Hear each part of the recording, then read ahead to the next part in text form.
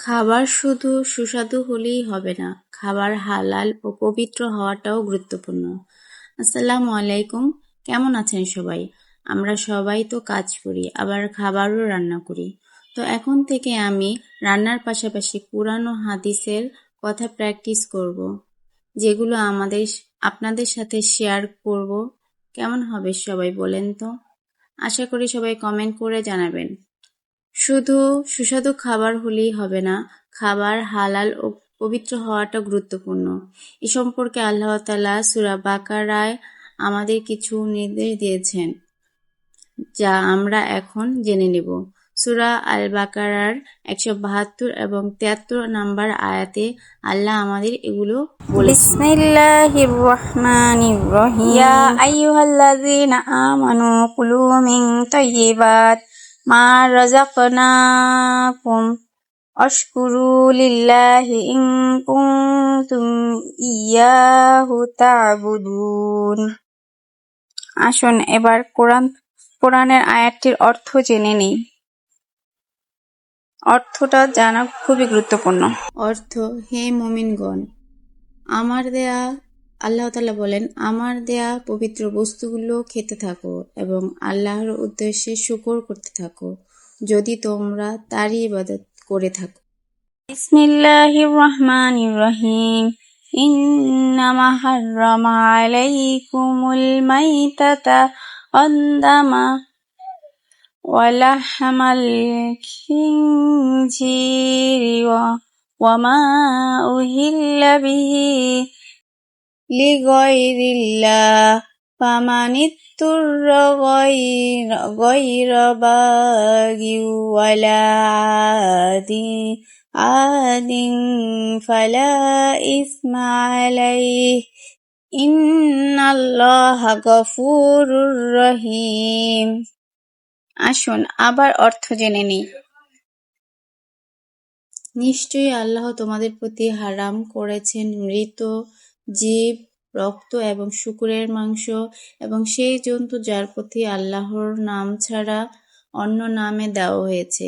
তবে যে ব্যক্তি নিরুপায় হয়ে পড়ে কিন্তু সে নাফরমান ও সীমালঙ্ঘনকারী নয়, তার উপর কোনো গুনাহ নেই। নিশ্চয়ই আল্লাহ ক্ষমাশীল ও দয়ালু। তো হালাল রান্নার মধ্যে থেকে আজকে আমি সবজি রান্না করে দেখাবো।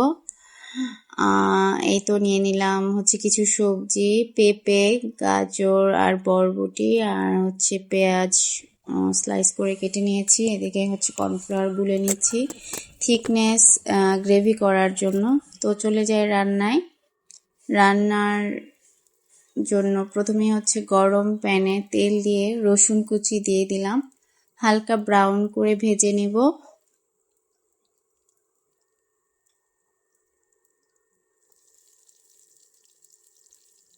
ব্রাউন করে ভাজার পাশাপাশি দিয়ে দেব চিকেনটা একটু কষিয়ে নিয়ে এতে মশলা দিয়ে দিব অল্প অল্প করে।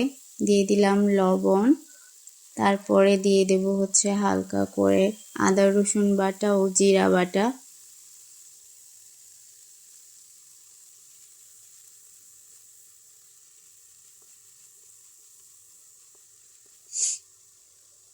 আশা করি সবাই পুরো ভিডিওটা দেখবেন আর আমার চ্যানেলটা সাবস্ক্রাইব করবেন।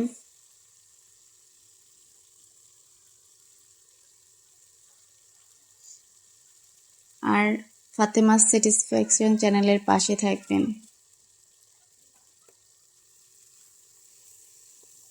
রান্না করে খাওয়ানো একটা কিন্তু ইবাদত। আমরা মহিলারা রান্না করতে করতে অনেক ক্লান্ত হয়ে যাই, বিরক্ত হয়ে যাই, কিন্তু এর জন্য তো আল্লাহ তাআলা সওয়াব রেখেছেন, তাই না? তারপর দিয়ে দেব গোলমরিচের গুঁড়ো, যেটার কারণে অনেক সুন্দর একটা ফ্লেভার আসবে। আর দিয়ে দিব সামান্য পানি, যাতে পুড়ে না যায়।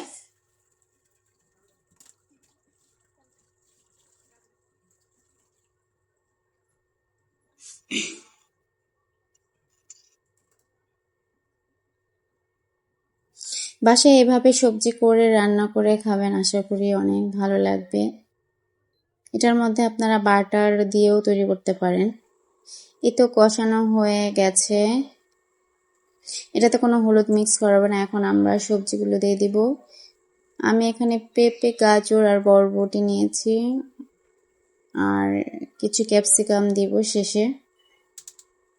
আপনারা যে যার মতো সবজি দিলেই হবে, 2-3টা সবজি দিলেই ভালো, বেশি সবজি মিক্স করার চেয়ে।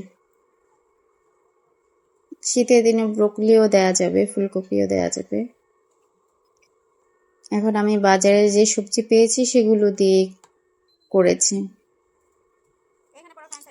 হালকা নেড়ে চেড়ে কষিয়ে নিব, ঢাকনা দিয়ে রেখে।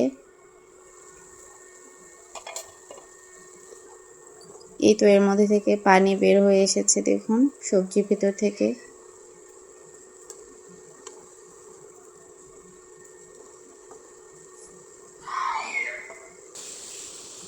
এখন দিয়ে দিব ক্যাপসিকাম আর কেটে রাখা পেঁয়াজের টুকরোগুলো।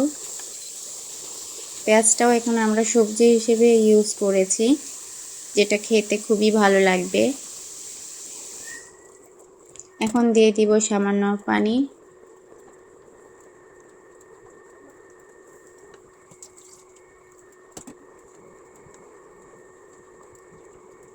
একটু বেশি পরিমাণ দিলেও সমস্যা নেই, কারণ এটাতে কর্নফ্লাওয়ার দেওয়ার পরে গ্রেভি হয়ে যাবে। আর দিয়ে দিব সামান্য সয়া সস। লবণ প্রথমে অল্প দিতে হবে, কারণ সসের মধ্যে লবণ থাকে, তাই নয়তো পরে শেষে লবণ বেশি হয়ে যায়। আর দিয়ে দিলাম একটা স্বাদে ম্যাজিক মশলা, আমি এটা প্রাণেরটা দিয়েছিলাম। আচ্ছা যাই হোক, এখন নেড়ে চেড়ে নিচ্ছি। এটা রান্না করতে বেশিক্ষণ সময় লাগে না, 15-20 মিনিটের মধ্যেই রান্নাটা রেডি হয়ে যায়, যদি কাটাকুটি রেডি করা হয়ে যায়। আমি এই পর্যায়ে লবণ চেক করে নিলাম, লবণের টেক্সচারটা ঠিক আছে কিনা। তো এখন দিয়ে দেব গ্রেভির জন্য কর্নফ্লাওয়ার গুঁড়ো। এই তো দেখুন একদম থিকনেস হয়ে গিয়েছে, রান্নার একদম শেষ পর্যায়ে চলে এসেছি আমরা।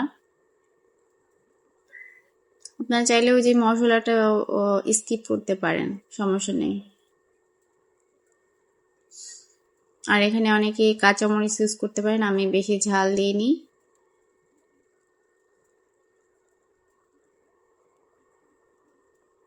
এই তো দেখুন আমার সবজি একেবারে তৈরি হয়ে গেছে, এখন জাস্ট খাওয়ার পালা আর পরিবেশনের পালা। এই তো পরিবেশন করে নিয়েছি। এখানে সবজি ছিল আর রোস্ট করেছিলাম, রোস্টের ভিডিও আমি আগেই দিয়েছি আপনাদের। আর ডিমের কোরমা। সবাই সাবস্ক্রাইব করবেন প্লিজ। আসসালামু আলাইকুম।